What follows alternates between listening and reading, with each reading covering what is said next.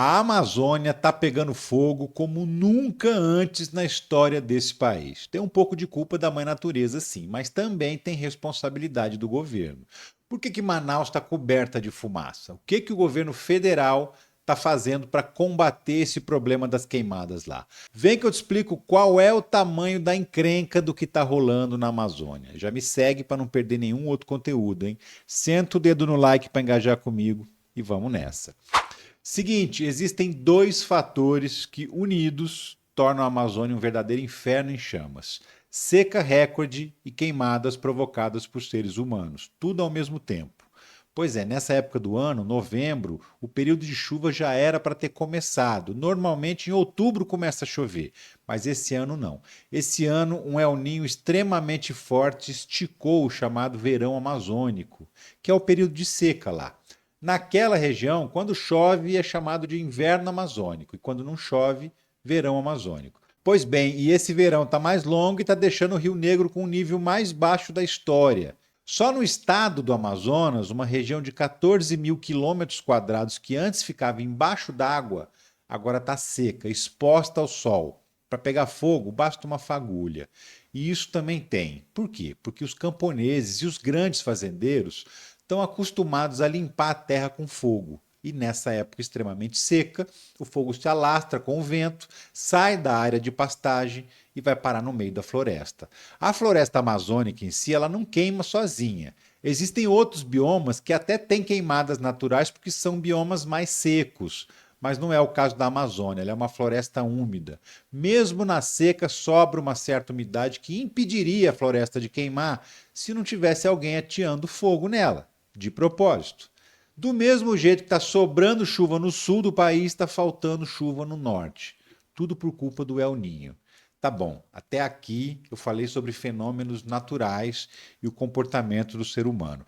Agora, o que dá para a gente fazer para reduzir isso? Porque Manaus está embaixo de uma cortina de fumaça que vai e vem o tempo todo. O povo lá está sofrendo muito com esse problema. O que o governo federal está fazendo para enfrentar essa situação? Tem coisa acontecendo, mas ainda está abaixo da necessidade da região. Eu vou te falar primeiro o que já está rolando e depois o que precisa ser feito. Eu fui pesquisar quais são as ações do governo federal na região amazônica e achei uma página da agência Gov, que é do próprio governo, apresentando uma lista de ações em várias frentes. Como a lista é muito grande, não dá para ficar lendo tudo aqui. Vou te sugerir então que você dê pausa no vídeo e leia cada item. Aqui tem as ações do governo na área de meio ambiente, IBAMA, atuação contra incêndios, plano de contingência, ações de desenvolvimento e assistência social, ações tomadas nos portos e aeroportos da Amazônia e Minas Energia, que são as ações para garantir o fornecimento de eletricidade. Porque, inclusive, tem usina desligada lá porque os reservatórios estão muito baixos.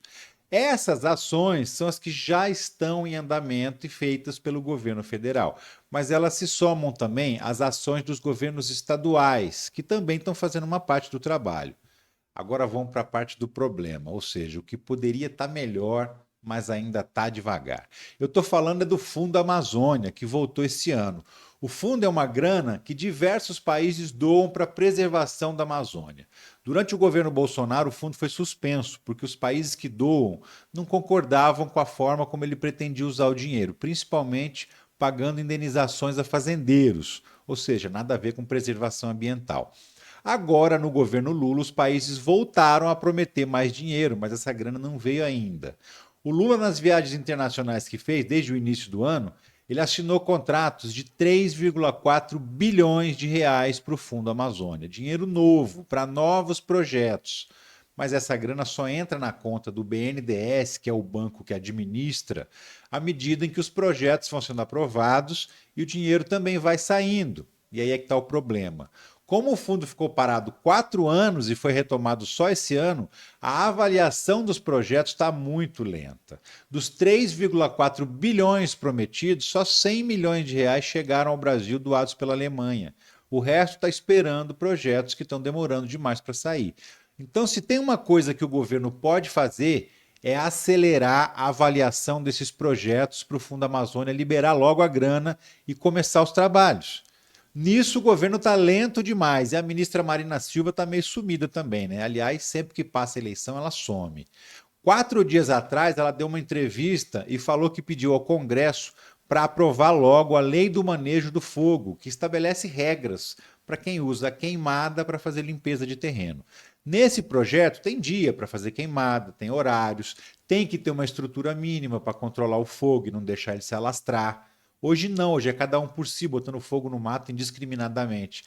A lei do manejo do fogo está no Senado desde maio do ano passado, esperando o presidente, o Rodrigo Pacheco, tirar da gaveta e colocar para votar.